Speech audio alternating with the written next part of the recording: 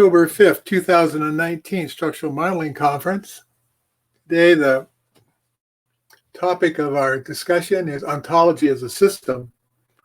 This particular topic will kind of focus on some integrative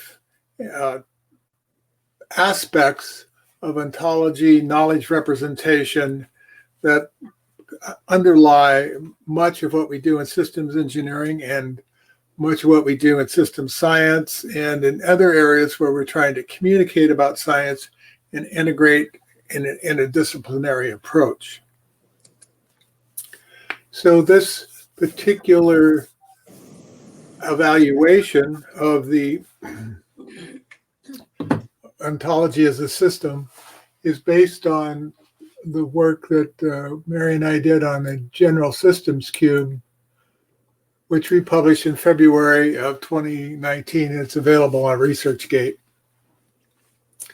And one of the aspects of the General Systems Cube is we took a look at some of the major themes of how systems are developed and engaged. And one of the aspects of that, in the context of looking at the General Systems Cube, we decided that we would put it together in a way that allows it takes into consideration the limitations of human cognitive ability. And this was the law of triadic. Mary, can you mute your microphone? To go ahead and so that we have the triadic compatibility component that we've used in our previous work. And when we break it down into the three components, what we have there is a view of a system from a structural standpoint, which of course is Warfield's structural view. And then we have the behavioral standpoint, which is the systems process view from Sean Kale. And then the context view, which is the view developed by Professor Brian Marr. So from a standpoint of looking at ontology, which is very abstract and its impact is constrained by the context to which it's applied, then we chose the context view to do this analysis. And of course, the context view is expanded to these three aspects of the context. And that is basically, what must an ontology do? How well must an ontology perform? So what are the performance metrics for an ontology? And then what specific mechanisms perform ontology's actions? Well, this is the rough outline and way that we're going to view and analyze and evaluate an ontology as a system. So basically, this just says for the system analysis, just what I've said, that we're going to look at it from these standpoints. And what we need to do then is evaluate or have an understanding or make a decision about where the constraints are in an ontology. So ontologies are domain specific.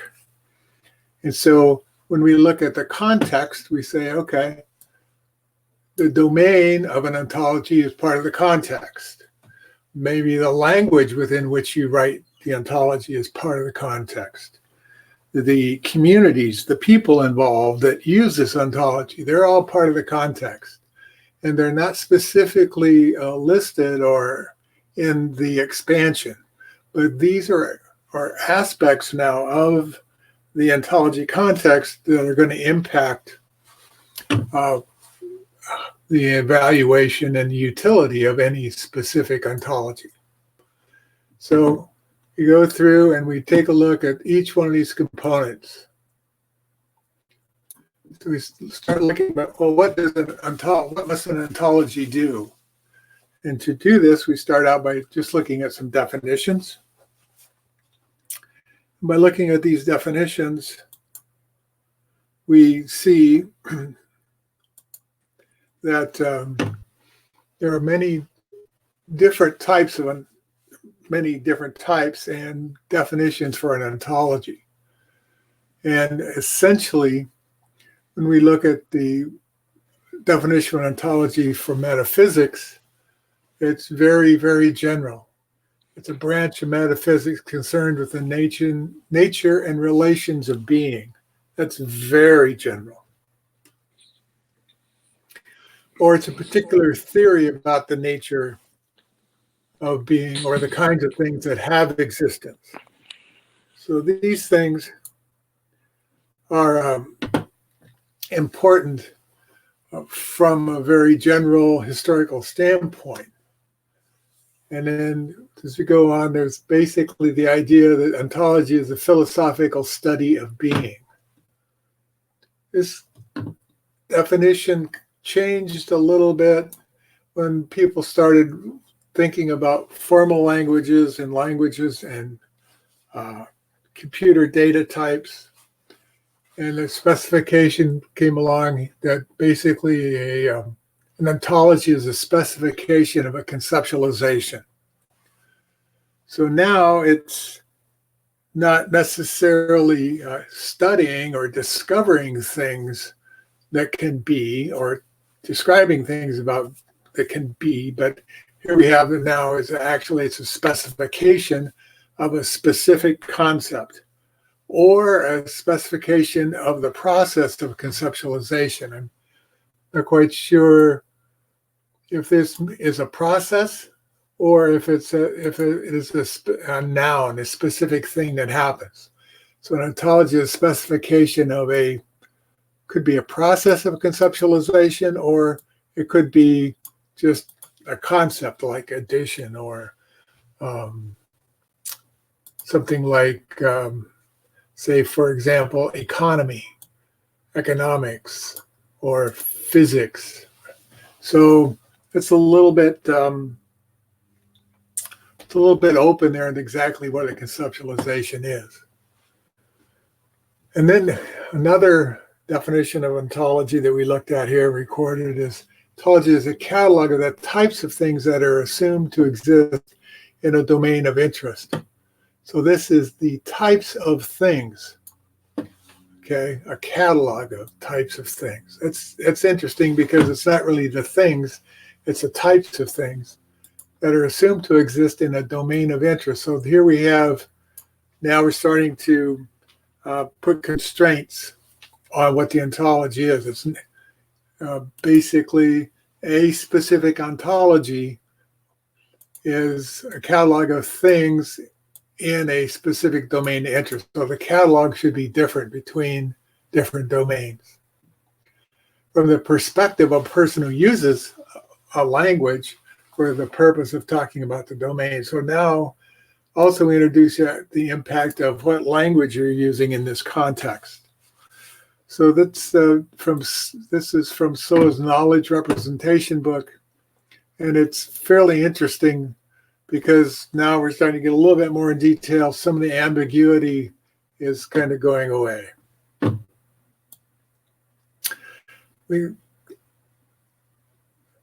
Again, here's a little bit more of an expanded idea of the conceptualization. And again, now we're saying, okay, here is the context. In the context of computer and information sciences and ontology. So this is no longer talking about metaphysical definitions for ontology. It's talking about information and computer sciences.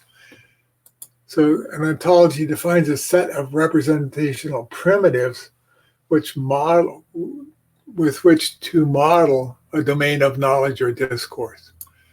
So now then an ontology is a collection of representative primitives that are used to model the domain of knowledge. And that's becoming more and more specific now. And these types of primitives are, data models, databases, data types, first order logic, different types of logic. So there's many things here that are more and more specific and going further away from the metaphysical definition of ontology. And then, of course, another definition of ontology that's more focused on knowledge representation and the information sciences side is ontology is a formal description of knowledge, is a set of concepts within a domain and the relationships that hold between them. So an ontology is a formal description of knowledge, and that description is a set of concepts within a domain and the relationships that hold between them. So this is getting fairly close to one of the definitions for a system that Mary and I use, which is a system is a relationship mapped over a set of objects. So if your objects are a set of concepts, then these relationships basically that hold between them. So we're getting closer now in the information domain to say, oh, an ontology has some of the same characteristics as a system. We need to formally specify components such as individuals, classes, attributes, relations, as well as restrictions, rules, and axioms. So now this part here is saying, okay, once we have these kinds of things in the ontology, we really need to restrict it. It doesn't apply to everything. It has some specific area that we're going to apply it to. So these are some of the definitions. And so based on these definitions, the three high-level performance requirements for an ontology, it has to organize, relate, and present the things, structures, and relationships that exist in a specific domain. It's fairly abstract, but it's starting now to put together in relationships and attributes that you could actually use to identify a domain and an ontology.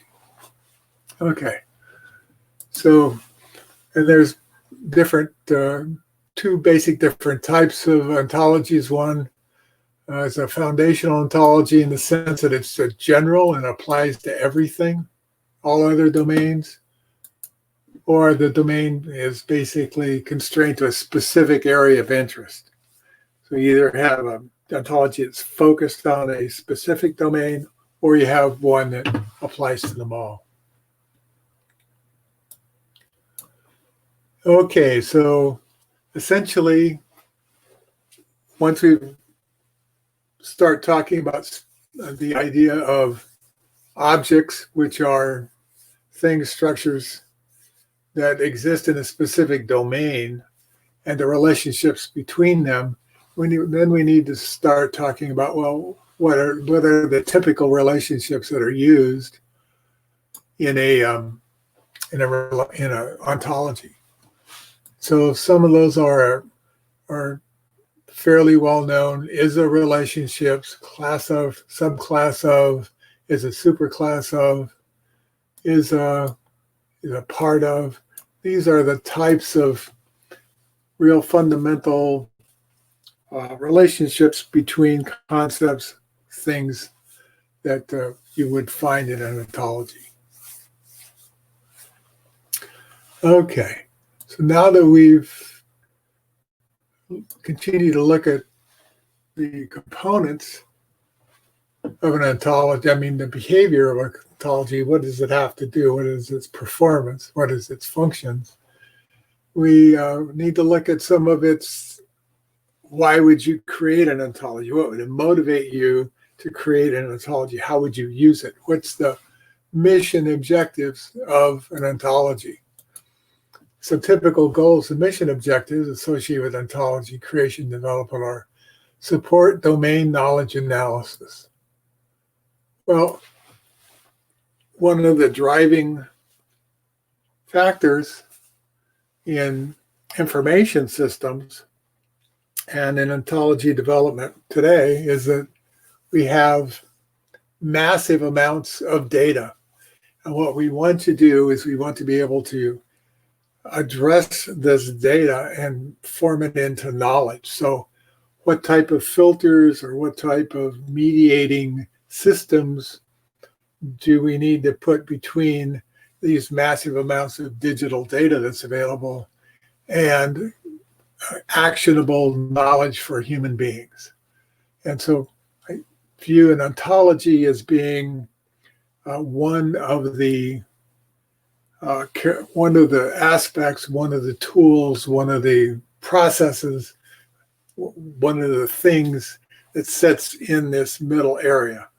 And it helps people address and evaluate massive amounts of data and turn it into actionable knowledge in their specific domain. So we clearly identify and categorize domain knowledge, document domain assumptions and context. This is very important. Share common domain knowledge structures and support reuse of domain knowledge. I think this support reuse of domain knowledge is very important because it has a direct economic impact. And what we really want to be able to do is to use things we already know and not collect that data again or go through the analysis again.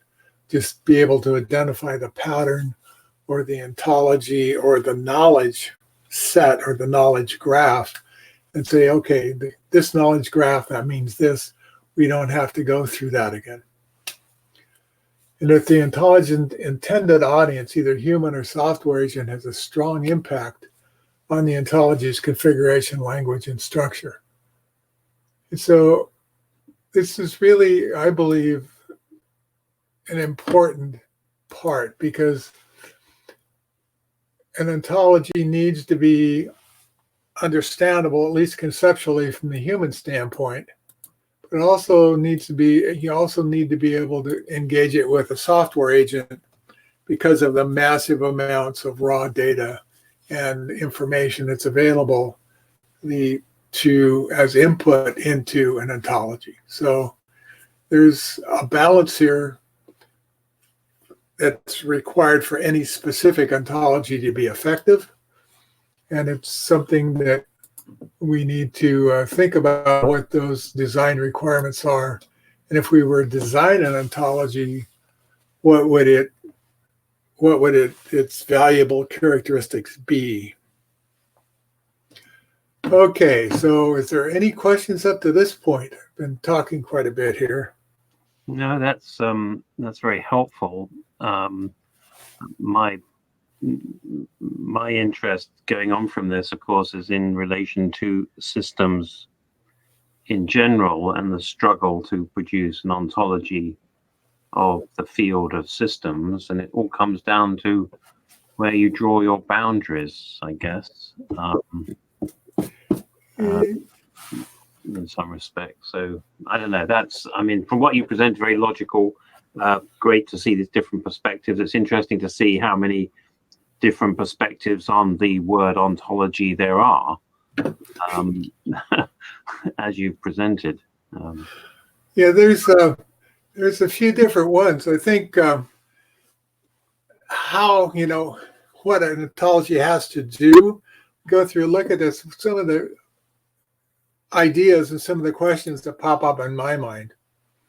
And really more focused around value. How can we, what are the aspects, what are the capabilities of ontology that we want to emphasize because they provide a tremendous amount of value, either efficiency, insight, those types of things. So, and I kind of keyed on that for the reuse of domain knowledge, but then I started thinking, well, what is the minimum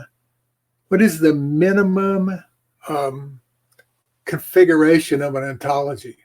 So I have this thing that's an ontology, and if I take one aspect of it away, it's no longer ontology. Because most of what I see is people that are dealing with very large ontologies, and ontologies, like all models, they're never complete. There's always something missing. And the reason for this train of thought is to think, well, okay, can we create a set of reusable, composable ontologies that we can build more robust, more valuable ontologies out of? So can we actually have smaller, like, let's say, for example, an ontology of space, an ontology of time. So every specific large-scale ontology that deals with, let's say city planning or geography or something, they all have the same concepts of space. So we don't really need to reproduce that every time. So can you have a ontology that's basically associated with space? And so then they say, well, project management. Okay, we have an idea of sequencing in time. So we have an ontology of time that's reusable. And then, of course, like with networking, there's also the ontology of process sequencing. How can we develop a reusable ontology there? So if we have these, like ontology of space, ontology of time, and ontology of networking, then those are fundamentally can be put together into any domain knowledge to create, let's say, an ontology of project management. And so those are some of the things that kind of occurred to me as I was going through and looking at this. And it seems like where everybody is now is they built these very large, tightly bound ontologies, and now they're trying to figure out how to integrate them, right? And so one other way that might be really good is to say, well, let's build smaller, reusable, almost like atomic ontologies that we can build more robust, larger systems from. So I don't know if that makes any sense, but that's kind of where I was at when I went through that. It's an interesting idea. I mean, I wonder, you make an assumption there that smaller ones put together would be robust. That's true, I do, but I mean, so that's the design goal. If you could take smaller ones and put them together and they could be useless. And so what we would do is we say, well, okay, we want them to be robust, we want them to be useful. What are the design criteria for these smaller ones that would make that happen? Are you thinking about, what is your specific domain of interest here? I mean, you talked about space, but I'm in terms of your work at the moment, what is, in terms of ontology, what is the most, what's your most pressing need? Let me put it to you that way. I'm interested to hear that within the context of your work of structured decision making and software development that supports it. Well, let's see. The reason that I'm looking at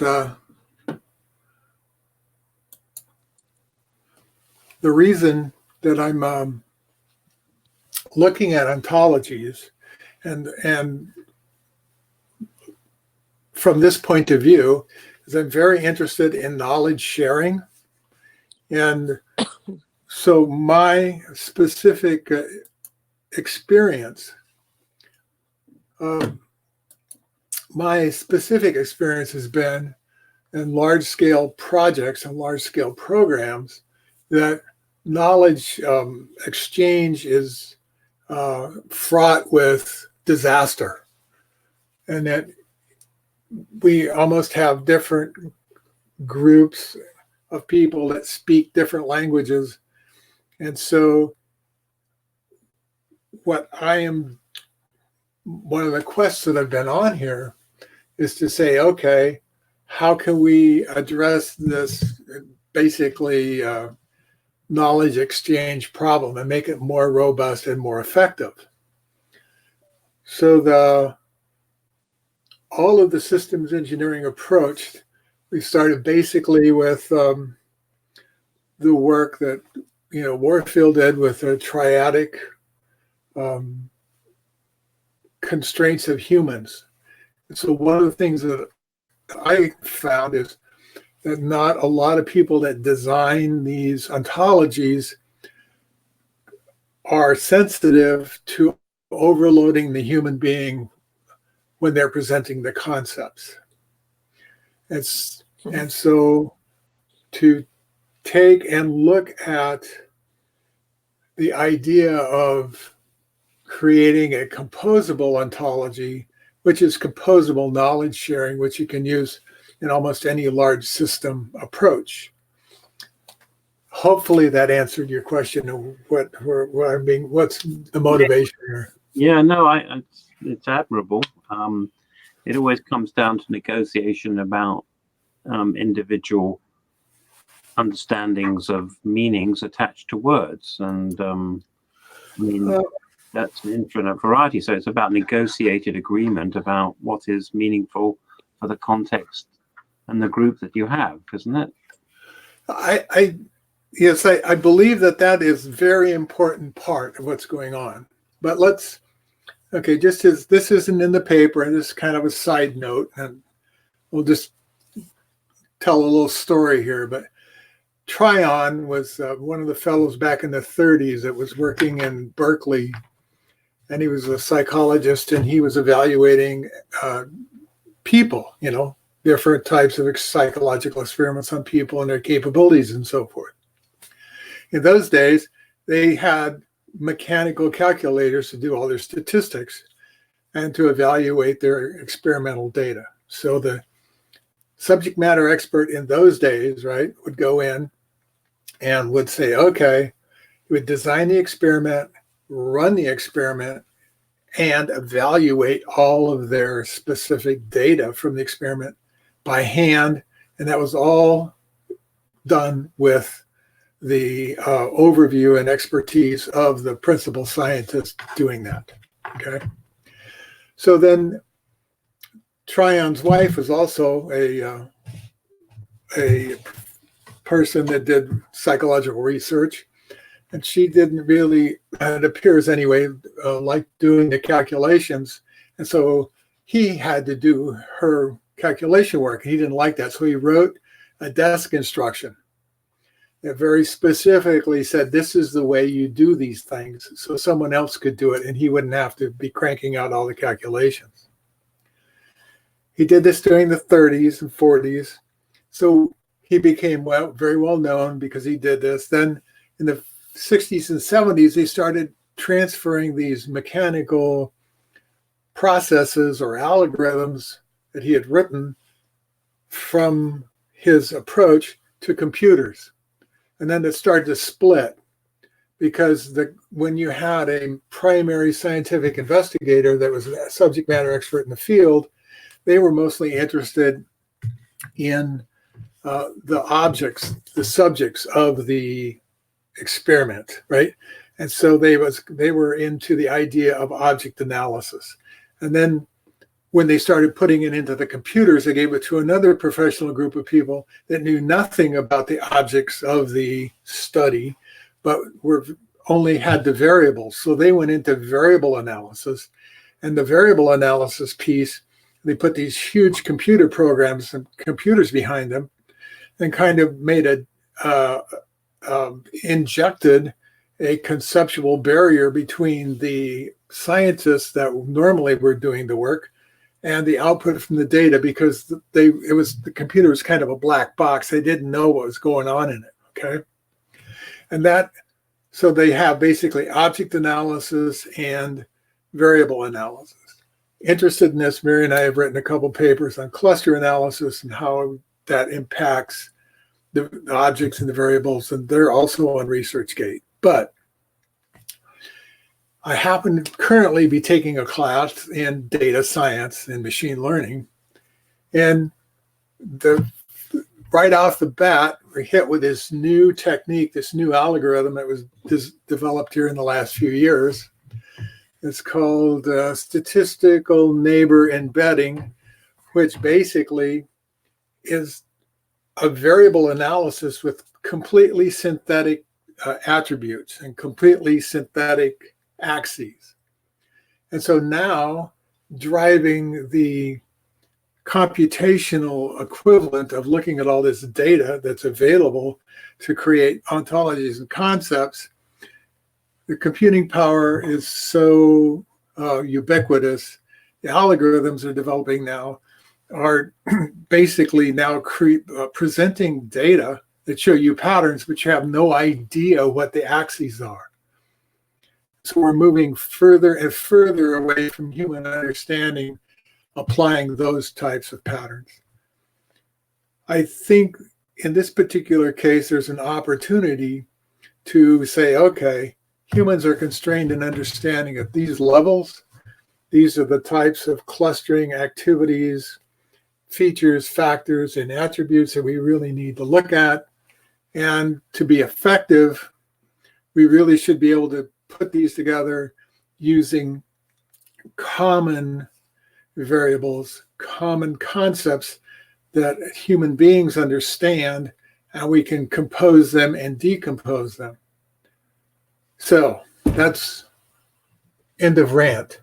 Okay. Joe, I think you have some language there that you should add to your list of typical goals and objectives. They're the support, support knowledge analysis, but you also mentioned exchange and integration, and John Soa's favorite is interoperation. Right. So exchange, integration, and interoperation of data, information, knowledge should be in that list. Well, thank you, Janet. We're going to continue working this aspect, this theme. Right. There'll be another paper. I think this is perfect. I think focusing on what an ontology must do is really lacking from the ontolog discussions so far, and that is that's the orienting framing that can cut through some of the confusion. And actually, next, not this Wednesday, but the Wednesday afterward, we're going to be stepping back and taking an overview of semantic technologies at my suggestion, a discussion led by John Soa.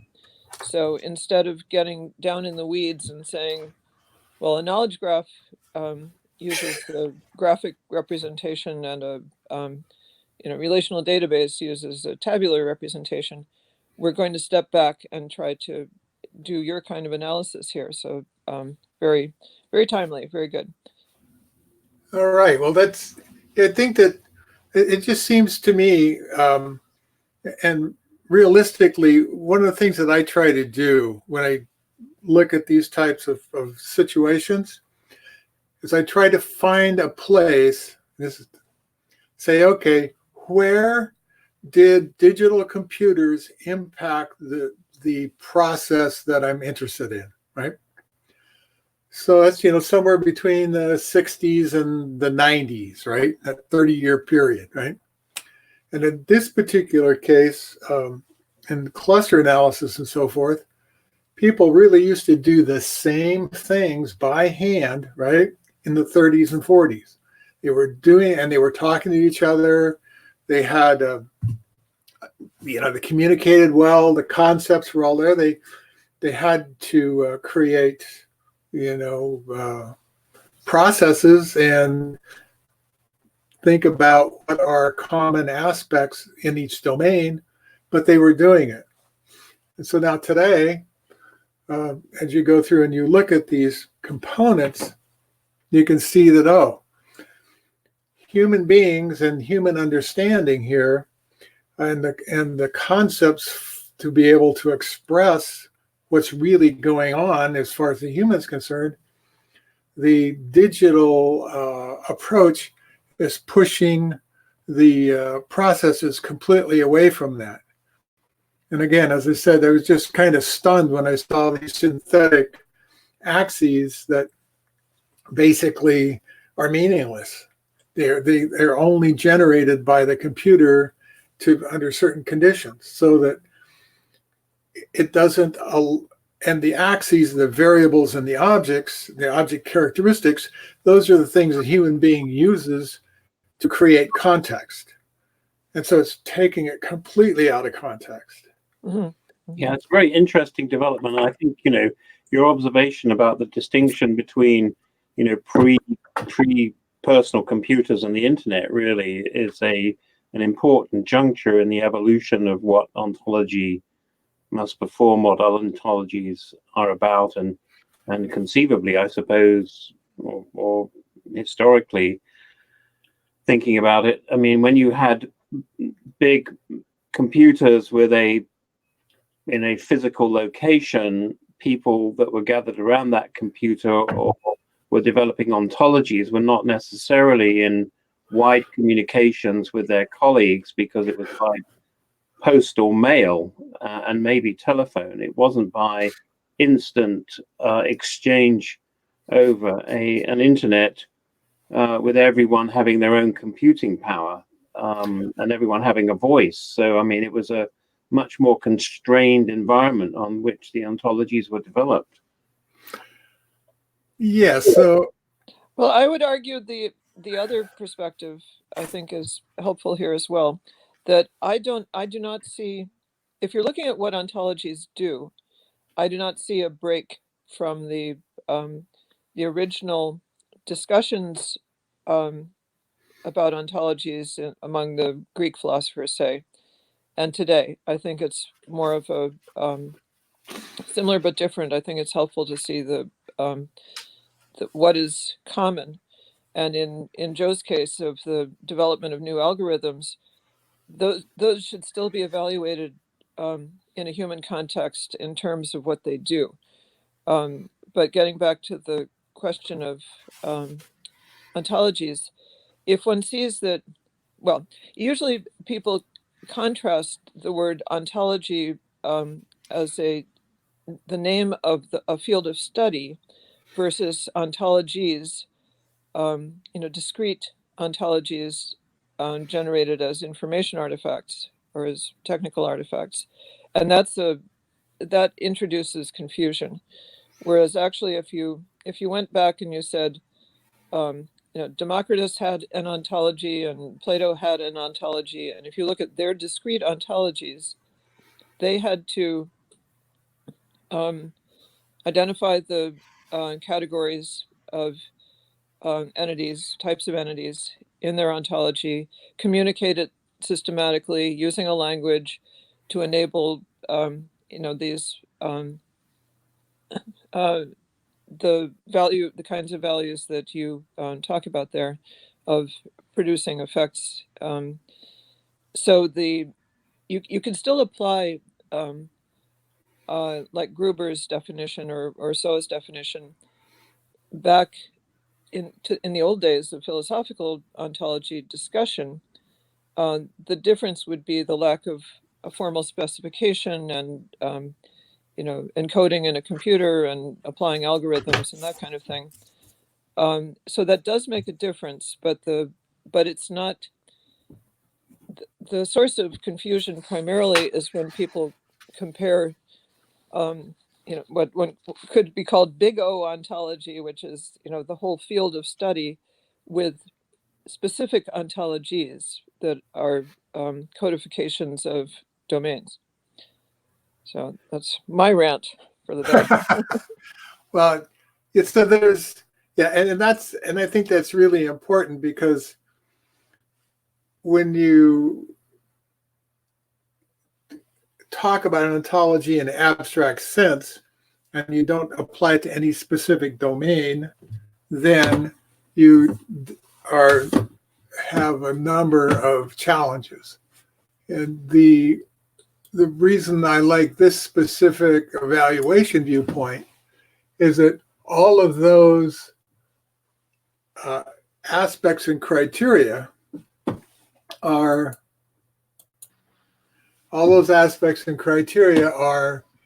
taken into account in the context. And so what specific type of ontology, what's the domain, what's the language, those types of things are basically here. Then we break those out and then look at those in more detail. I'm considering right now in the next version to do formal concept analysis. And I've been trying to, and I haven't done this yet. And it's the first time I've actually tried to expand it this way, but I think it's the next thing to do. And to have almost kind of, it's going to be like a hierarchy, but I'm not quite sure. So that's kind of what I'm going to say about that. But yeah, I agree that we need to have some mechanism that allows us to be much more precise about this. Mm-hmm. And the human context is provides invariance here. Warfield's 3 invariants. That's really important for providing clarity. We're not talking about ontology as something floating in the sky that is apart from humans using language to reason through relationships for the sake of particular effects. Yes, all very good. Okay, so I think we've kind of taken a first introduction to what ontology must do. Then now we'll take a look at the first cut at trying to describe how well ontology must perform. So as discussed in a previous section, ontology has 3 basic activities: organize, relate, and present knowledge associated with the domain of interest. So we can look at these 3 high-level activities and assign performance measures to them that basically, again, relate back to the contextual constraints. And then once you've have identified whatever these constraints are, you need to consider the total integrated performance of the complete ontology. And so these integrated performance, of course, is targeted toward a specific audience. So either a human audience or the software agent audience. And my take is that we really need to be able to address both. And so that even with these computer programs that do completely synthetic types of contextual creations, there needs to be some way that you can map those back into a context or attributes that a human can understand, so that there's nothing wrong with doing that type of calculation. The only thing I believe that the computing aspects need to do is you need to put an interpreter in there between the output from that function that then that helps the human being map in and say, okay, this is what this means. And this area is moving so fast right now that there's these kind of big chunks that are missing. And a lot of the big chunks that are missing, I think, are the ones that map between the computational output and human understanding. And so that's one of the areas where I think ontology metrics can really help. And so we need an set of ontology metrics for humans and a set of ontology metrics for software agents.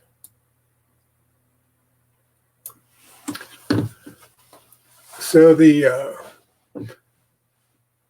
kind of basically what we've said here, you need to support both human communication constraints and computational complexity constraints. These types of approaches are important so that we really have the capability of creating, or have a better chance, let's say, of creating composable domains. Because if I just have an ontology that's tightly bound, I don't know how all these things inside of it really work. I can't decompose it. I would have a difficult time composing it with other areas, seeing how they interrelated. So these are areas where really we need to develop specific performance requirements. And that's, of course, what we say here: provide performance goals and objectives. And talk about integrating them with logic, taxonomies, communications channels. These all are important things because ontologies do not exist by themselves. It's kind of knowledge transfer. How does this work? What can we do with it?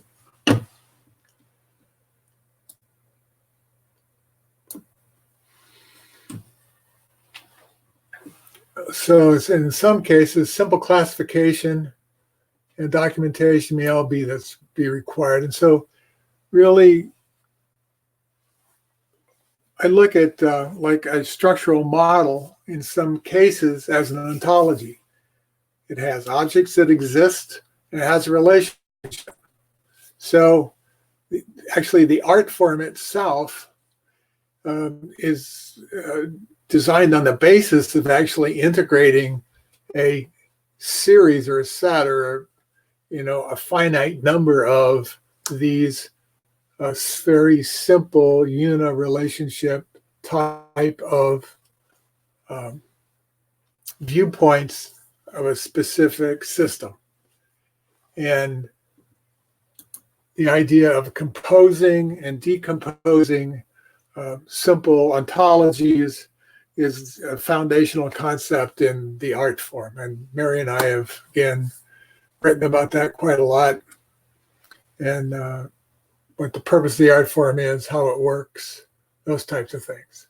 And the art stands for abstract relation type. So we're talking about abstract relation types. Here we talk about an ontology that relates things.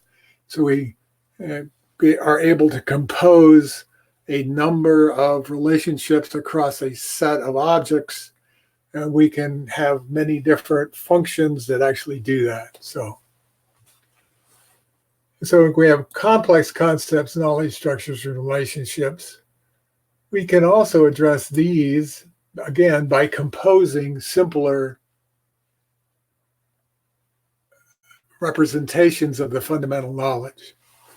And the ability to identify these reproducible, composable knowledge graphs, I think, is very, very important. And those knowledge graphs need to have an interface that's understood by humans, and so the humans can verify and validate that, yes, this is what I mean, and then also have an interface basically to the computing capability. And by having interface to human beings, then we'll hopefully start getting a little bit away from the black box of these tightly bound types of ontologies or rule systems. It also would give these systems the ability to explain themselves, or people to look at them or ask questions, those types of things. So is there any further comments on that? Well, we have about 11 minutes left. So I'll just kind of go through and hello. Kevin, how are you doing? Good. How are you, Joe? Doing great. Did you have comments on this part up to here? No, I just wanted to share a general observation at the end. Okay. had a little trouble getting in on StreamYard. Okay. Go ahead. Okay. All right. So what objects create an ontology? So when we're looking at this specific part of the equation, and so we really need to think about what characteristics, aspects, and requirements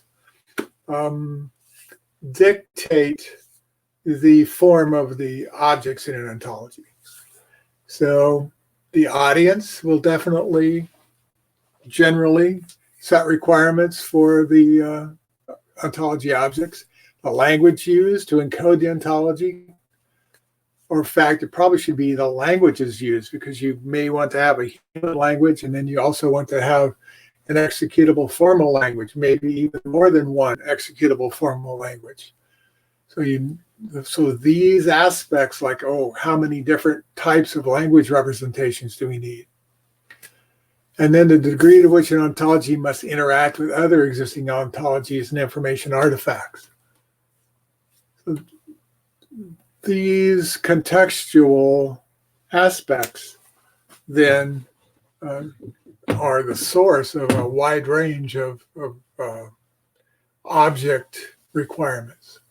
Then, okay, these basically what these objects that are composed to make the ontology, they need to be able to do these things. If it's nothing more than saying, they need to be able to interface with a human API or a human interface or a computer interface or SQL interface or an IP interface. So those are the important ones. The specific collection of objects, right, used to create the ontology are based on the primary goals and objectives. So that's fairly clear. We should be able to specify the domain objects that are important. You're never going to model everything in the domain, but we need to determine what the most important ones are that are the leading criteria for that. So again, we talk about what is the most simple construct, the most simplest ontology, right? Ontology could be as simple as an abstract list of categories related in a simple manner.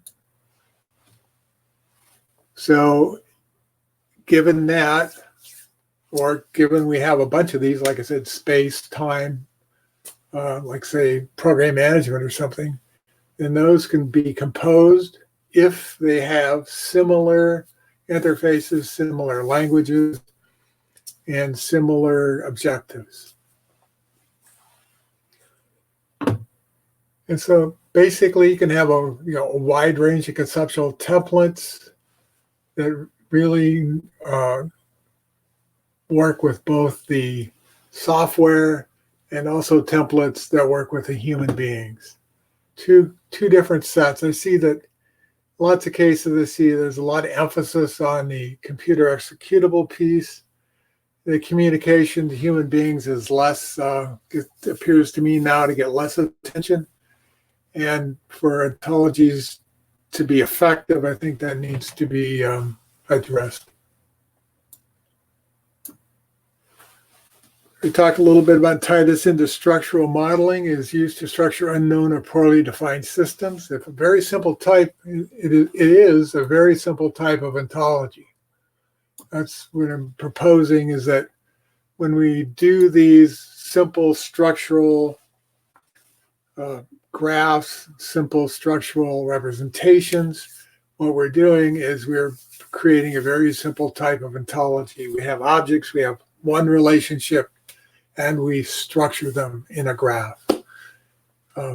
We can do many different views of this. It can be structural, it can be behavioral, there can be all kinds of different ways that this can be linked. The idea about the abstract relation type is, especially for the human understanding, is each relationship is put in its own graph. And then the humans can verify that relationship. Then a computer can integrate all of those graphs into a very large type of integrated representation. So, and talking about structured modeling allows for the integration of these sources and the abstract relation type approach, which here's one of the papers we've done on art. We've done a number of them. And so fundamentally, we believe that the art approach can help integrate many simple ontologies into a much more robust, involved type of ontology. Of course, many types of ontology objects are subject to national and international standards. And so this object management group, distributed ontology model and specification language, appears to be an attempt to integrate or provide a tool that would help you integrate digital data sets that have an ontology that were not designed to be integrated. So look at all these different aspects. How can we start now integrating systems that really were designed to be standalone and weren't really designed to be integrated with other things that met a different specification? And of course, this particular language details semantics, logic, language, and encoding types, like most any computer executable language, and it talks about, you know, the challenges of doing that and what the constraints are. And so we're getting close to the end here. So clearly the two or more ontologies could associate with a specific domain of interest. Each collection would have different knowledge models of structure and relationships. So basically, this is an area where I think there's a lot of work needs to be done. And I'm going to wrap this up fairly quickly by just saying that, going over the ideas of the abstract relation type, which we use to represent systems. We have mostly focused on the idea that in structural modeling, we have an unknown, poorly defined system. We bring it together and we create a structure. The abstract relation type supports that. And depending upon the organizing relationship, that's what the relation type is. But also the abstract relation type can be used to, once you have the initial structure, evaluate, manipulate, run functions over, looking for maybe maximum, say minimize a certain factor on this configuration, or maximize this type of behavior in the system configuration. So they can, they're very flexible. And again, we have papers out there on how this works. And of course, this is just one set. And if these are written in such a way in the domain space that you can compose them, then you can compose them and integrate them over a large domain. And again, the art form is based on the work of John Warfield and Charles Sanders Peirce. It's from the Science of Generic Design. It's used in binary matrix and code domain knowledge. And the binary matrix piece is very important in the way this, in assigning values. So these values and contexts are managed in different ways. And so then Charles Sanders' first work in the area of logic of relatives can be read from binary matrices and so on by John Aubrey. John's work in the, whoops, let's get out of there. John's work in the logic of relatives and some of his publications are available here. And what this specific work does in this link is it shows how you can go through. We mostly worked with and demonstrated complete matrices. This now takes the ontology, breaks it down into specific components, and it's a vector type of analysis across a large matrix space. So you can pull very specific points and very specific pieces out of of information and knowledge out of a data set that's been encoded this way with this type of ontology. So there, that's kind of the end of this one, and we will be considering, well, we'll be producing more data and more papers and refining and expanding this area as we go forward. Okay, Kevin. Yeah, I just wanted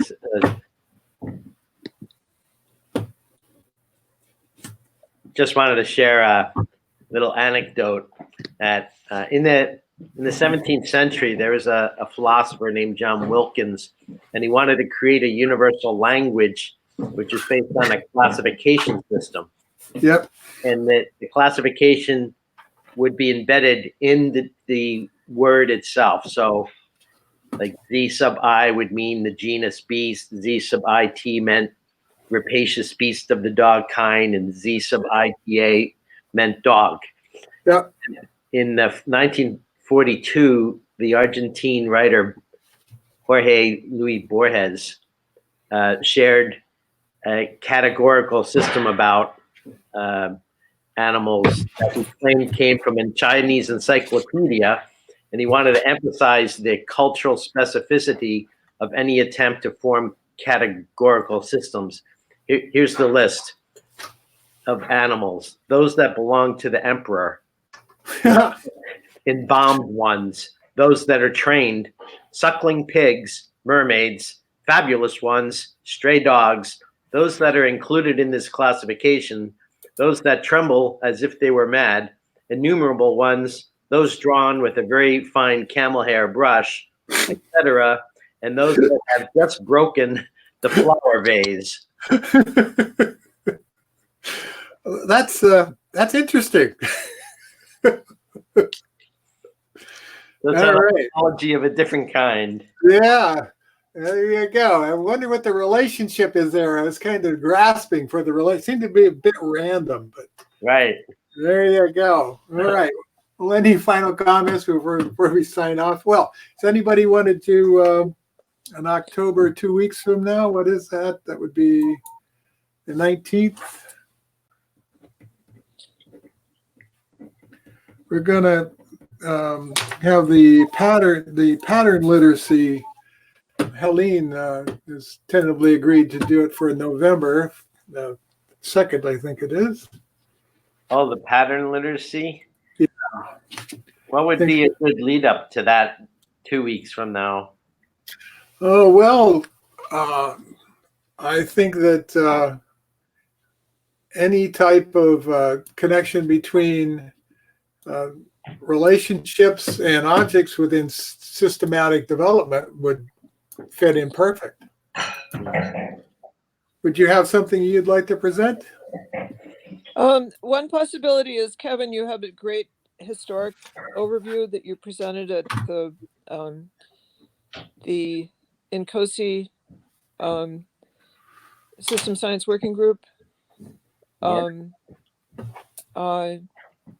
don't know if you have more than one. I don't know if you know what I'm referring to, but I'd like to go over that. I think that's really interesting context for all this kind of work. I don't know if you want to add Borges and Wilkins to that as well. I came across that piece by Borges when I was doing classification of processes back in the 90s on the Process Handbook Project with Tom Malone. Right. All right, then. We'll do we can do the history of ISM. That'd be great. All right. Yeah. Do that on the 19th. Okay. Thank you all, and we'll talk with you later. Okay, bye-bye. Bye-bye.